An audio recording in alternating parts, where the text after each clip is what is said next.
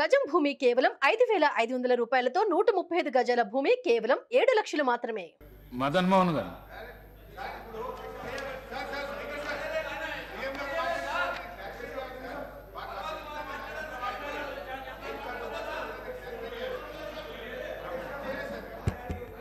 Sir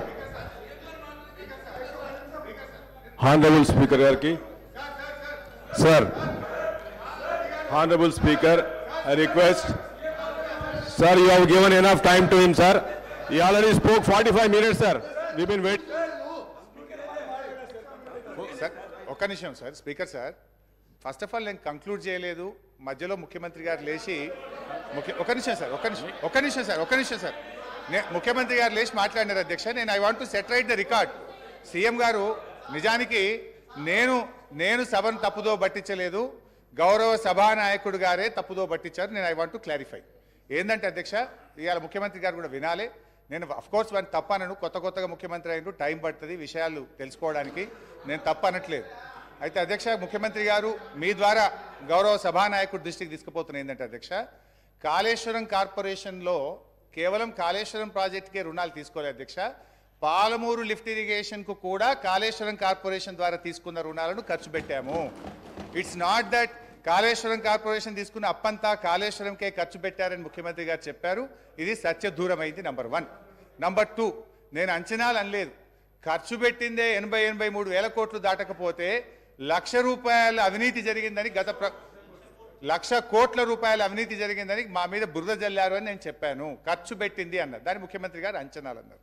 so నీళ్ల విషయంలో మా పాలసీ ఏందో 3 ఏళ్లు ప్రభుత్వం ప్రజలు చూశారు మేము మంచినీళ్లు రాష్ట్ర ప్రజలకు ఉచితంగా ఈ రాష్ట్ర ప్రజలకు గత 3.5-4 సంవత్సరాలుగా మిషన్ భగీరథ పూర్తి చేసిన తర్వాత త్రాగునీరు ఇచ్చాం గత ప్రభుత్వం నీటి తీరువ నాగార్జున సాగర్ ప్రాజెక్ట్ కింద ఎస్ఆర్ఎస్పి కింద నీటి తీరువ వసూలు చేస్తే మేము ₹1 కూడా తీసుకోకుండా ఉచితంగా సాగునీళ్లు అందించిన మా విధానం రాష్ట్ర ప్రజలకు తెలుసు అధ్యక్ష ఇకపోతే టీఎస్ఏఐసి విషయంలో ముఖ్యమంత్రి గారు అన్నారు ఇవాళ రాష్ట్ర ప్రభుత్వమే కడుతుంది ఎస్ అధ్యక్ష టెంపరీగా మనం కట్టినా ఇప్పుడు ఉదాహరణకు మేము ఏం చేసినాం ఆ డబ్బులు నిమ్స్కులో ల్యాండ్ ఎక్విజిషన్కు ఫార్మాసిటీలో ల్యాండ్ ఎక్విజిషన్కు ఆ డబ్బులు ఖర్చు పెట్టినాం ఒకసారి ఇండస్ట్రియలిస్టులకు ఫార్మాసిటీలో భూమిలు కేటాయించిన నిమ్స్లో ఇండస్ట్రియలకు భూమి కేటాయించిన తర్వాత డబ్బులు వస్తాయి టీఎస్ఏఐసికి then they will give it back to the government ఇది ఒక పాలసీ అధ్యక్ష సో ముఖ్యమంత్రి గారు ఇలా మమ్మల్ని దబాయించాలని చూడడం కరెక్ట్ కాదు నేను ఇంకా టైం ఇస్తేనే చాలా డీటెయిల్గా చెప్పగలుగుతా కానీ సో నేను క్లారిఫై చేసే ప్రయత్నం చేస్తున్నాను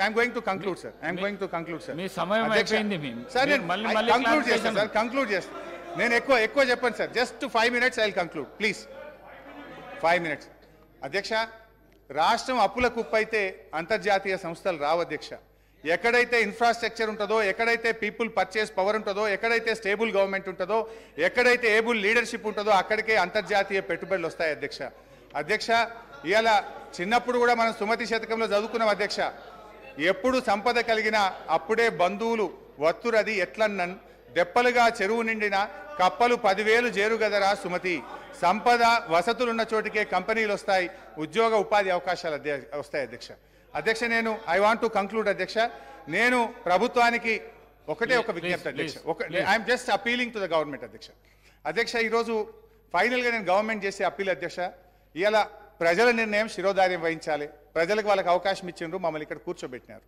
వి యాక్సెప్ట్ దట్ అధ్యక్ష నేను ఒకటే అంటే సంపూర్ణ మెజార్టీతో ప్రజలు మీకు అవకాశం ఇచ్చినప్పుడు మీ తెలివితేటల్ని మీ విజ్ఞతను ప్రదర్శించి నిధులు సమకూర్చుకోండి రాష్ట్రాన్ని ముందుకు నడపండి అంతేగాని మమ్మల్ని బదనాం చేయాలని మమ్మల్ని తిట్టుకుంటూ బతికే ప్రయత్నం చేయొద్దు ఏమర్థమైతే మేమంటే మీకు అంత భయమా మమ్మల్ని అప్రతిష్ట పాలు చేస్తేనే మీకు రాజకీయ భవిష్యత్తు ఉంటుంది అన్నట్టుగా మీరు భావిస్తున్నట్టుగా ఇలా ప్రజలు అనుకుంటా ఉన్నారు అధ్యక్ష మేము మంచినీళ్ళ సమస్య ఇచ్చినాం ప్రతి బస్తీకి నీళ్ళు ఇచ్చినాం ప్రతి గ్రామానికి ఇచ్చినాం మీరు 24 గంటలు మంచినీళ్ళు ఇచ్చి మాకంటే మంచి పేరు తెచ్చుకోండి శబాష్ అనిపించుకోండి మేము వద్దంటామా వి అప్రిషియేట్ అధ్యక్ష మేము కరెంట్ సరఫరా చేసినాం నాణ్యమైన కరెంట్ ఇచ్చినాం అధ్యక్ష మీరు ఇలా ప్రజలకు ఉచిత విద్యుత్ ఇస్తామన్నారు 90 లక్షల తెల్ల రేషన్ కార్డుదారులకు 200 యూనిట్ల ఉచిత విద్యుత్ కోతలు లేకుండా అందించి ప్రజలకు ఇచ్చిన మాట నిలబెట్టుకునే ప్రయత్నం చేయండి ఇలా గ్యాస్ సిలిండర్ ఇస్తామన్నారు ప్రతి తెల్ల రేషన్ కార్డు ద్వారాకి సంవత్సరానికి 12 గ్యాస్ సిలిండర్లు ఇచ్చి మీరు ఇచ్చిన మాట నిలుపుకొని ప్రజల్ని ఒప్పించే ప్రయత్నం చేయండి అధ్యక్ష లాస్ట్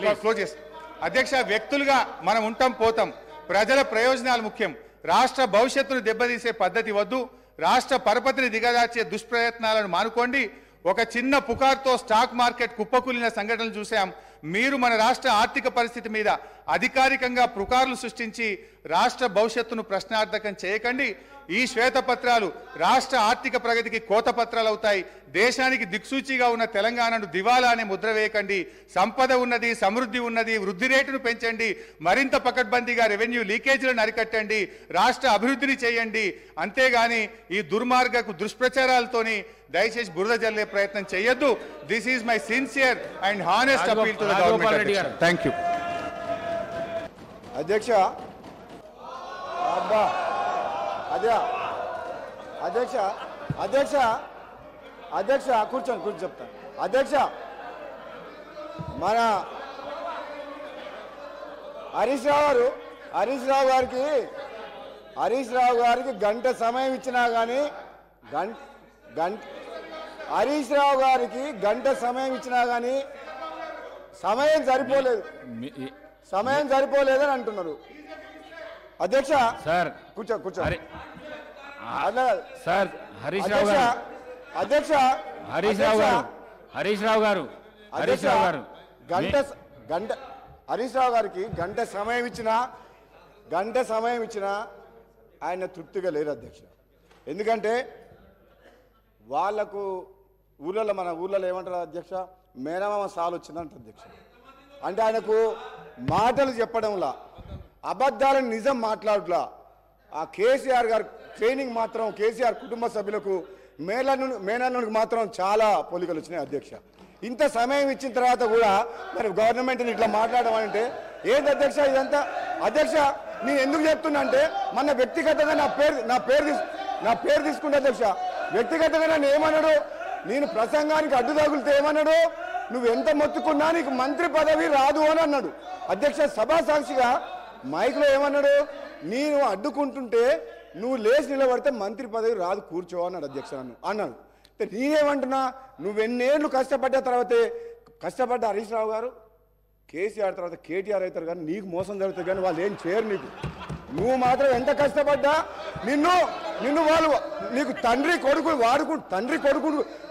కొడుకులు వాడుకుంటారు తప్పితే నీకు అక్కడ న్యాయం జరగదు.